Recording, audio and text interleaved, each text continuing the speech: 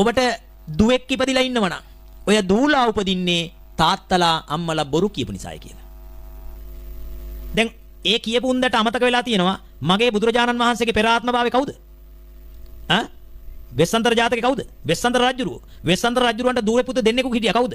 ජාලිය ක්‍රිෂ්ණජිනා. ජාලිය කියන්නේ කොල්ලෙක්, ක්‍රිෂ්ණජිනා කෙල්ලෙක්. එතකොට බෝසතාණන් වහන්සේ පාරමී පුරන 20 අසංඛ්‍ය කල්ප ලක්ෂය පුරාටම කඩපු නැති එක ශික්ෂාපදයක් තියෙන මොකද්ද? බොරු කියලා නෑ. අනිත් ඒවා කැඩිලා තියෙනවා. බොරු කියලා නෑ. එතකොට දැන් බොරු කීම නිසා නම් ගෑන් ළමයි උපදින්නේ. එතකොට බෝසතාණන් වහන්සේ බොරු කිව්වා කියලා බුදුරජාණන් වහන්සේට අභූත චෝදනාවක් එනවා. තියරි ඉගෙනගෙන නෑ. තියරියට බලලා නෑ.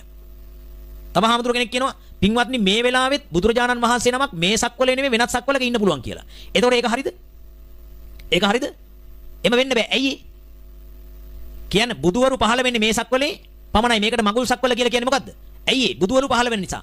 එහෙනම් මතක තියාගන්න බුදුරජාණන් වහන්සේගේ එක්තරා ධාතුන් වහන්සේ නමක්වත් ලෝ ධාතුව තුල කොහේ හරි වැඩ ඉන්නකම් තවත් බුදුවරේ පහළ වෙන්න පුළුවන් කමක් නැහැ. අනිත් එක ඒක තියරිය හොයාගන්න පුළුවන්. හොඳට මතක තියාගන්න. වෙනත් සක්වලක බුදුවරු පහළ වෙනවා නම් පිටසක්වලක බුදුවරු පහළ වෙනවා නම් අෂ්ට දුෂ්ටක්ෂණයන්හි බුදුරජාණන් වහන්සේ කිව්ව මොකද්ද? පිටසක්වලක උපදිනවා නියත මිත්‍යා දෘෂ්ටි ගත අය පිටසක්වලක උපදිනවා. එන ඒ තියරිය හරියනවා නම් මේක වර්ධින්න ඕන. මේක හරියනවා නම් ඒක වර්ධින්න ඕන. ඒ දෙකම කිව්ව බුදුහාමුදුරුවෝ නම් දෙකම හරි. එහෙනම් මොකද වෙලා තියෙන්නේ? වැරදිලා තියෙන කියපු එක්කෙනාට. තව දවසක් හාමුදුරුවෝ කෙනෙක් කියනවා පින්වත්නි අපේ බෝසතාණන් වහන්සේ දුෂ්කර ක්‍රියා කරන කාලේ දිව්‍ය ලෝකයක හෝ බ්‍රහ්ම ලෝකයක හෝ මාර්ගඵලලාභී කිසිම උතුමන් වහන්සේ නමක් වැඩ හිටියේ නැහැ කියලා. එහෙම හිටියානම් බෝසතාණන් වහන්සේට දුෂ්කර ක්‍රියා කරන්න දෙන්නේ නැහැ පින්වතුනි කියලා කියනවා. දැන් මං අහන්නේ කතාව හරිද? වැරදි. ඇයි? අපේ බුදුරජාණන් වහන්සේ බෝධිසත්වාත්ම භාවයේදී කාශ්‍යප බුදුරජාණන් වහන්සේගේ කාලේ කවුද? ජෝතිපාල මානවකයා. එතුමන් වහන්සේගේ යාළුවා කවුද? ගටිකාර කුම්භකාර අනාගාමී වෙලා හිටියේ. දැන් අනාගාමී උතුමන් වහන්සේ කොහෙද ඉන්නේ? බ්‍රහ්ම ලෝකේ. ඒ බ්‍රහ්ම ලෝකේ ඉඳගෙන ඇවිල්ලා කිව්වද බෝසතාණන් වහන්සේට දුෂ්කර ක්‍රියා කරන්න එපා. සෝවාන් මාර්ගය මේකයි කියලා කිව්වනම් මොකද වෙන්නේ? ශ්‍රාවක බුද්ධ.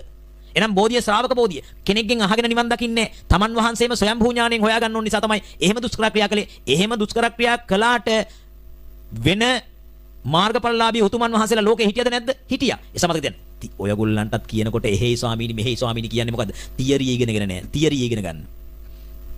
ත්‍රිපිටක ධර්මයේ අභිධර්මයේ මුල් කරගෙන හරියටම තියරිය ඉගෙන ගත්තා නම් මේ චිත්තචෛසිකයන් වැඩ කරන න්‍යාය ඉගෙන ගත්තා නම් මේ රූප ධර්මයන්ගේ ස්වභාවය ඉගෙන ගත්තා නම් කිසි කෙනෙකුට ඔය වන්දන්න බෑ. මට ඕනවන්නේ ඒක හදන්න. මේ ජීවිතේ විතරක් නෙමෙයි නිවන් දක්නා ජාති දක්වා මගේ අම්මලා මේ තාත්තලා මේ දරුවෝ අපේ මෑණියන් වහන්සේලා ස්වාමීන් වහන්සේලා කිසි කෙනෙක් ආයෙ රැවටෙන්න එපා. ඒ රැවටීම නැති වෙන්න ඕන. ඒකට තමයි මගේ මේ ව්‍යායාමය.